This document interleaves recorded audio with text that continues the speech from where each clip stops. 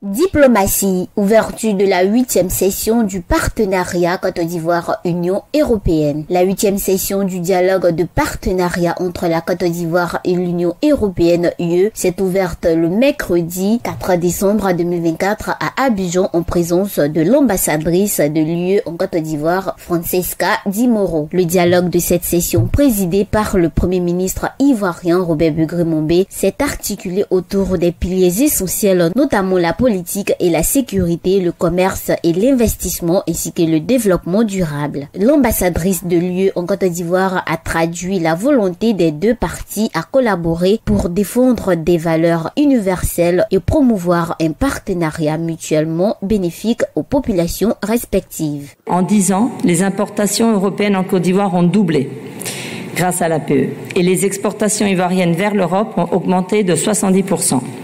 En 2023, le volume d'échanges atteint 9,2 milliards d'euros. Mais bien sûr, nous pouvons faire encore mieux. La Côte d'Ivoire est indéniablement un pays clé, doté d'un potentiel économique immense et qui promeut la stabilité régionale. Cette année, nous aborderons les thématiques suivantes dans notre dialogue. La situation politique, le nouveau cycle électoral, bien sûr, la sécurité nationale et sous-régionale, les relations économiques et le développement durable. Grâce à ce partenariat, la Côte d'Ivoire bénéficiera d'une allocution de 100 milliards de francs CFA pour la période 2025-2027. On écoute Francesca Di Moro à ce propos. Et suite à l'absorption complète des fonds déjà alloués à la Côte d'Ivoire pour la période 2021-2024, qui se chiffrait à 228 millions d'euros, je suis heureuse de pouvoir annoncer aujourd'hui que la Côte d'Ivoire bénéficiera d'une nouvelle allocation pour la période 2025-2027, qui se chiffre à 153 millions d'euros, et ça fait un chiffre tout rond de 100 milliards de francs CFA.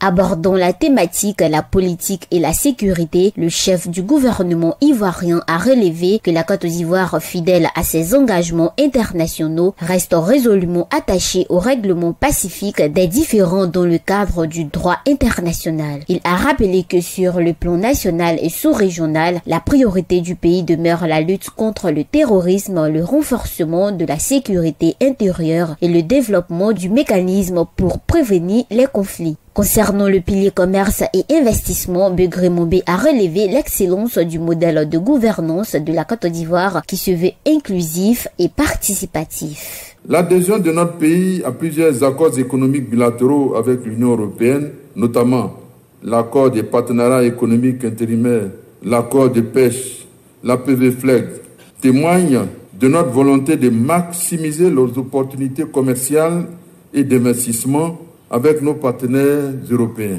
Nous restons convaincus que pour maintenir le dynamisme économique de notre pays et assurer une transformation structurelle de notre économie, des investissements massifs sont nécessaires, notamment dans les infrastructures, l'innovation et le capital humain.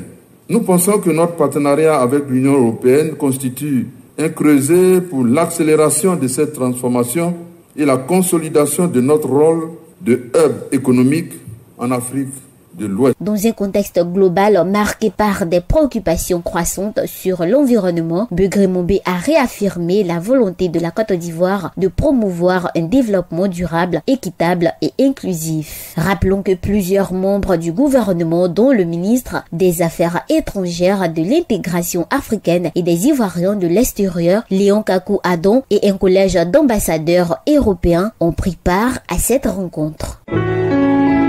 APRA, Agence Presse Radio et Audio.